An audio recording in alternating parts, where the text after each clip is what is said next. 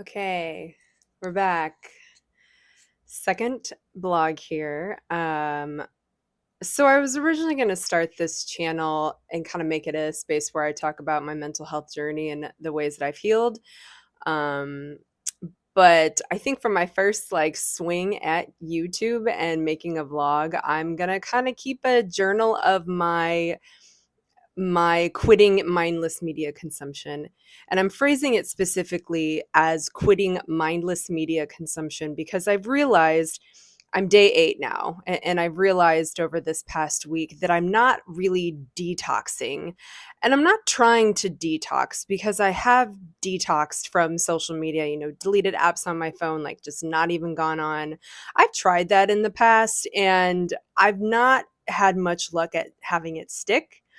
um, I'm an artist as well, and I use social media to share my art, so it doesn't really seem like it's realistic to just expect myself to stay off of those platforms. There's a lot of good that can come from social media. So I'm not detoxing social media.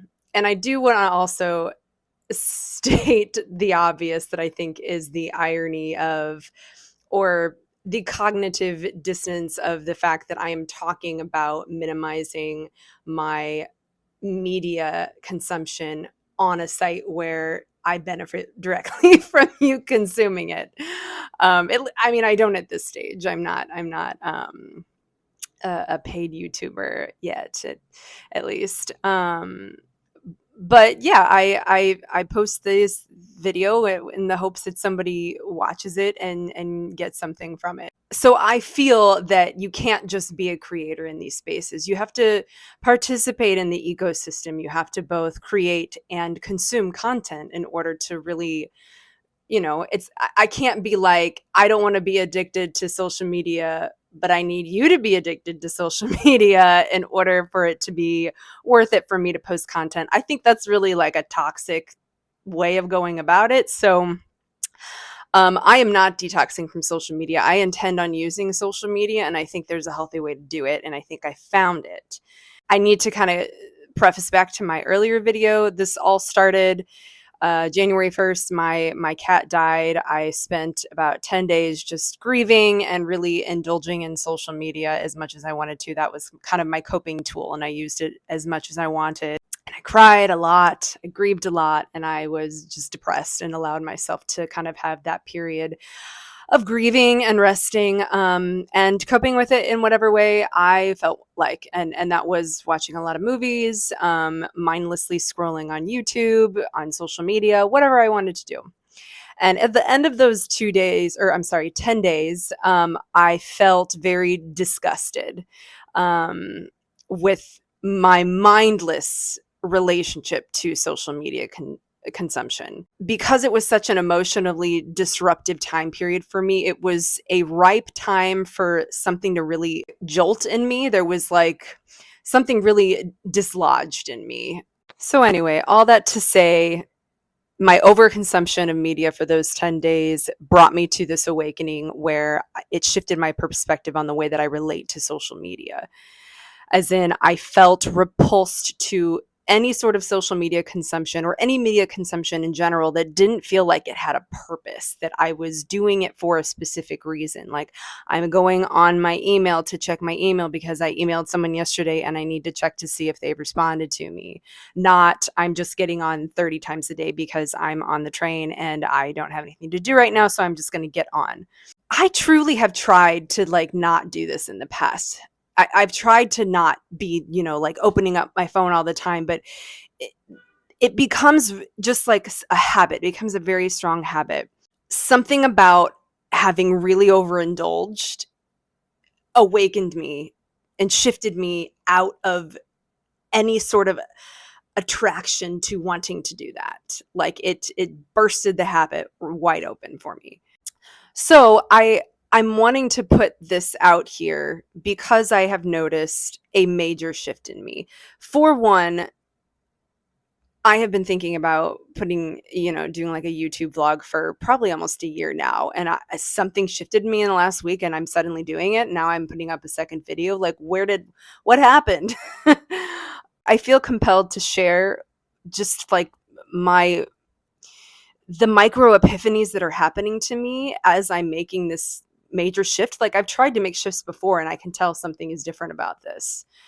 And I've always felt like, you get advice from people online and they're 10 years into their game and you're trying to like grasp onto their wisdom, onto their insight, and you're trying to like take the nuggets of that and apply it to your own life. But if you can find a way to catch someone right at the shift of a shift that you're also trying to like make in your own life, if you're able to catch someone just at that moment, like in those days, weeks, months that they're really making a major shift in their life, and listen to them and listen to the like shifts that they're making in their perspective, you're more likely to be able to like catch the low hanging fruit. Like there's going to be something that they say that's probably more accessible to you from where you are because you're closer. What has my life in the past 8 days looked like that is different from how it has before?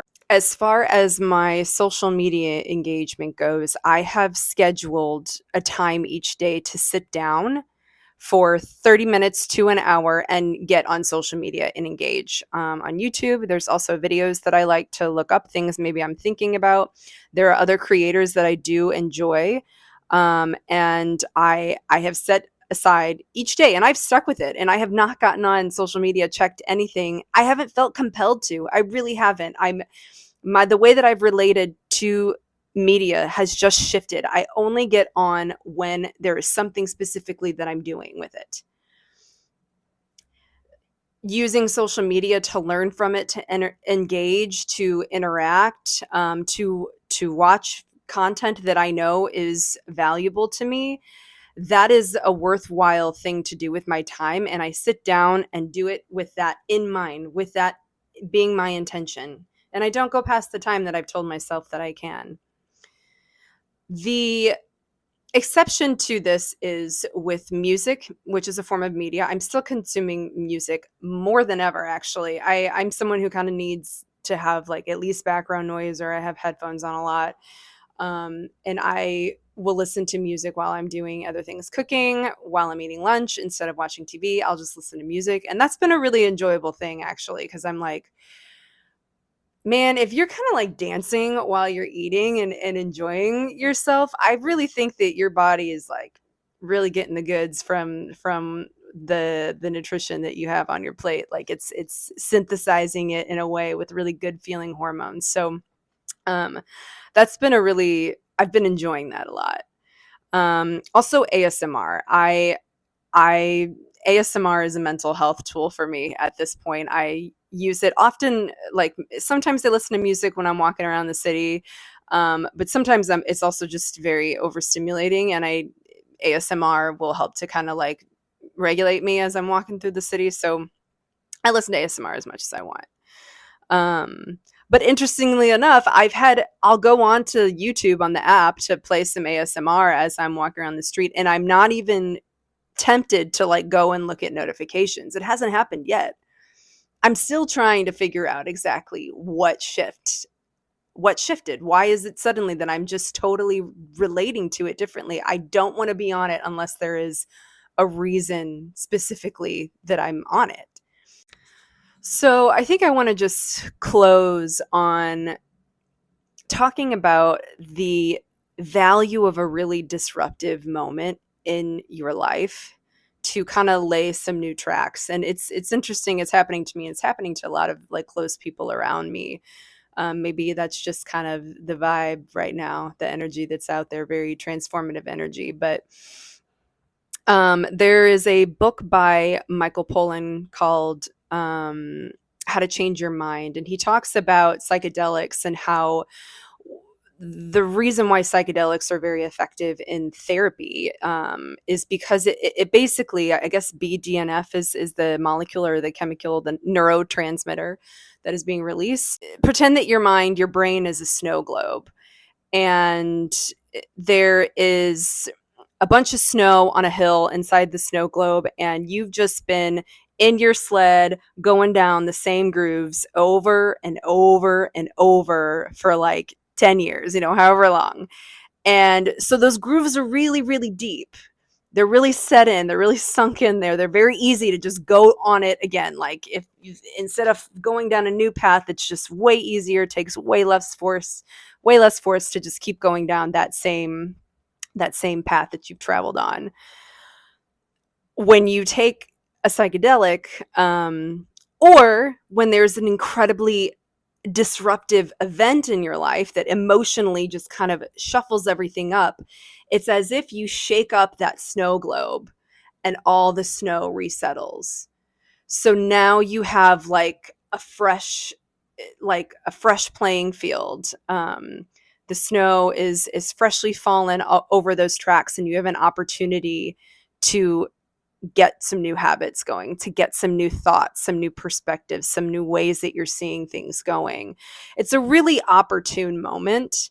And I know with certainty that that is what happened when my cat died, that I just grieved out years of